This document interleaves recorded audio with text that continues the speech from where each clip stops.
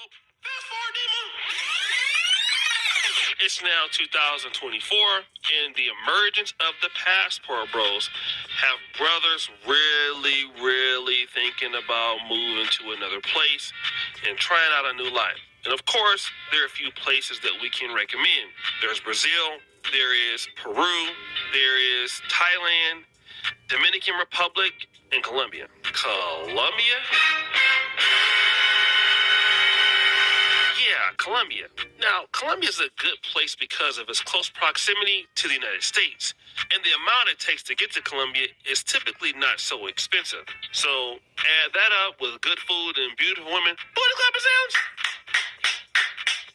We have a winner. But stop the show. A lot of strange things have been going on in Colombia. A lot of brothers have been drugged with scopolamine. A lot of black men have been robbed. And unfortunately, a lot of black men have been losing their life. And we're going to find out that this will be the third death in the last 4 days because this happened. And we have another case of a mysterious death of an American tourist out there inside Medellin. Guys, Dakari Earl Cobb, age 47, was staying in the Santa Lucia area for about a month. The owner of the apartment told authorities that he got worried when he had not heard from the American for a couple of days. So he went to search the apartment, and upon opening the door, he found Dakari Earl Cobb laid out and dead inside the apartment.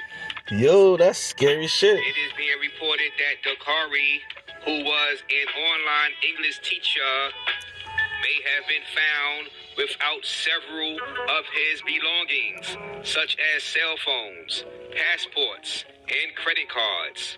So the investigation is still ongoing to find out exactly what happened to Dakari inside that apartment. This is the third American in 4 days that was found dead out there in Medellin. Damn. So what do you guys think happened to Dakari Earl Cobb? I want to give a shout out to the Razor Rays YouTube channel for updating this story. And the brother that passed away was a brother by the name of Dakari Earl Cobb, 47 years old. He taught English. But then what was missing from his particular house was credit cards, passport, and other personal items. Now, I went and checked out certain things on BMT Travels. They had a pretty good online show. When I came across two brothers that were on the panel kind of going back and forth about Colombia being safe. The first guy is named B-Dub, a.k.a. Shadow Hawk. That's a Spanish-speaking He's a brother who country. just moved to Guatemala and left Colombia. And there's another brother by the name of Global Loopy G who absolutely loves Colombia and has never had any problems. I first want to start off with this argument from brother B-Dub and kind of take his position as to why he left and moved to Guatemala in the first place. You're at a coffee shop, Black Noir, if I remember correctly. I met you with Alan in Medellin. Yeah, I had to get my ass up out of Colombia. My boy was two Zergong. He got clapped out there on December 10th. So I decided to get the hell out of there, and now I'm in Guatemala. The Asian guy, right? Yeah, correct. Okay. So now I'm in Guatemala at a villa. You know, I spent a lot of time in Colombia, but I'll have to be honest. I don't think promoting that place is really a good thing for black men right now. I think black men need to take their money and business elsewhere. Yeah, the girls aren't as beautiful in a place like Guatemala, but you have safety. Not once have me and my girl felt in danger here.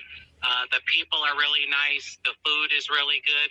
And it's something different. We're experiencing Guatemala in its glory days before all the digital nomads and shit get out here. So I would recommend for black men to try something new. Get off the beaten path. Come to Guatemala. Come check out Antigua. Check out Lake Atitlán, which at one point was going to be one of the 8 wonders of the world. Myself, I was drugged. The time when I met you, I had been drugged 2 days earlier.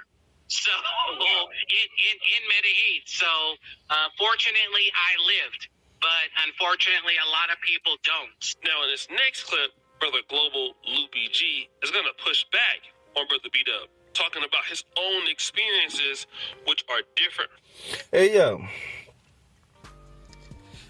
Yo, so you telling me you work hard to save your money and things ain't working out locally, you know, with the ladies. You go across, because I've been hearing about this passport bro stuff. Passport bro. I've been hearing about that, man. Look like it's been going on for a while now. And you see what's going on, what happened with these people, you know? But doesn't that the same thing that happens around here in the hood? You meet a bad chick from the projects, you know what I'm saying? And you go over there and catch on the projects and scheming. I hear all kind of stories from the 90s, you know what I mean? So I'm pretty sure it's still going on with the online dating now. When guys go online and meet someone online and it's a setup chick. You heard the Lil Wayne song. What? Wasn't that dropped like 6 months ago? When it's talking about he's having a chick setting niggas up and calling them when she, you know, when he's over there. So if that's happening at home, imagine why I go out in that foreign country them. What's going on over states when they're influenced by what's going on here. I remember in hip hop got a far reach. Man home said he was drugged 2 days before he met this guy, and he had to get up out of there. Channel style. From Brother B-Dub. I wouldn't recommend going alone. But the problem is most guys that go to Medellin and Cartagena are going there to trick, and so you're not going to be able to have them. And that's why you're not. And that's why you're not responding to the right message. You're not responding to the right message. We're talking he's about having my success. experience, and you getting on the panel to talk about my experience. So your message is off because I'm talking about how safe I was and how warm the feeling felt for me in Colombia. So everybody's experiences is totally different. I got so much love and respect moving around Medellin, Colombia alone. Well, Brother B-Dub is going to respond to this in a very shocking way. I 100% concur with you. The overwhelming of my experience in Colombia has been an amazing time. But like I said, all it takes is one fool to mess the whole thing up. I'll give you an example. So I just left Colombia maybe about 3 months ago, right? And so I started off in Bogota. And then from Bogota, I went to Santa Marta. I was staying at a nice-ass hotel. I met a cool black guy at the pool. We were talking, you know, just even made plans to hang out sometime in the time that I was there in Santa Marta. 3 days later, when I'm leaving my hotel, I noticed there's 20 police officers in my lobby. And I asked the girls, what the hell is on? They're like, that black guy that you met at the hotel, somebody killed him. So it's shit like that where just because your experience is good doesn't mean that you can't be coming home in a taxi and the taxi driver sets you up.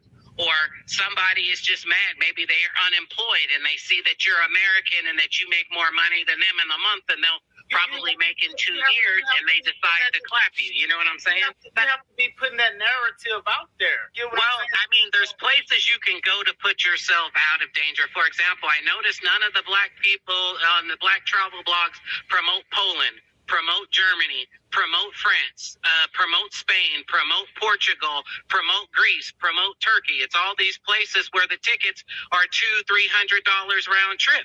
Well, if you can buy a ticket for $200-300 round trip, the odds are you're giving up your safety. But if it costs you at minimum $1,000 in coach to get to a place, that means more than likely law enforcement is going to be on point. You don't believe me? Take your to Lisbon, Portugal, and walk around at night 2-3 in the morning. I bet you will not feel any danger for your life. You don't need to operate different. You don't need to change how you dress. You don't need to change the way you talk. You can do whatever you want to do in Lisbon 2-3 in the morning. That's all I'm saying. So you see, he moved to Guatemala because, man, think about this. He had plans with somebody. He met another black guy from America, and they were going to go out and hang out. Comes home the next day. There are 20 police officers in the home or in the apartment complex. Crazy. He's asking, like, what happened? Well, you want to know what happened? But you overseas, nigga. And he's asking, like, You're what not happened? even home. Well, you want to know what happened? I'll tell you what happened. Yeah, so your buddy is dead. Somebody killed him. Yo, you see that? Yo, what's happening to the Passport Bros, man? I had to react to this video, man. O'Shea Duke Jackson video. Wow. Because I've been hearing about him for, for a little bit. Because I'm new to I'm new to the YouTube streets. I haven't been paying attention. We all on YouTube, but I haven't been paying attention. But now I'm on it, and I'm seeing what's going on, and man, crazy, yo. When you have money, you can do a lot of different things, man. Travel and everything else, but man, you don't want to lose your life and get out of the game, right? Or do you? That's why you risk everything, because traveling to meet someone. Wow, that's crazy, That's a hell of a risk. You're not even close to home, man. I'm saying, things happen, you have to fly out. Wow. Life is a journey, right? So you decide to do what you want to do, you know what I mean? I know they say there's someone for everyone, but yo, traveling though, to meet somebody? I don't know, man. But hey, look like there's a whole industry that cater to people on that same vibration, you know what I mean? The Tiger Passport Bros, look at that. Hey, life is a journey, y'all, man. Make the best of your life, and if you gotta travel out and go out with some, some exotic nana, Chano style. You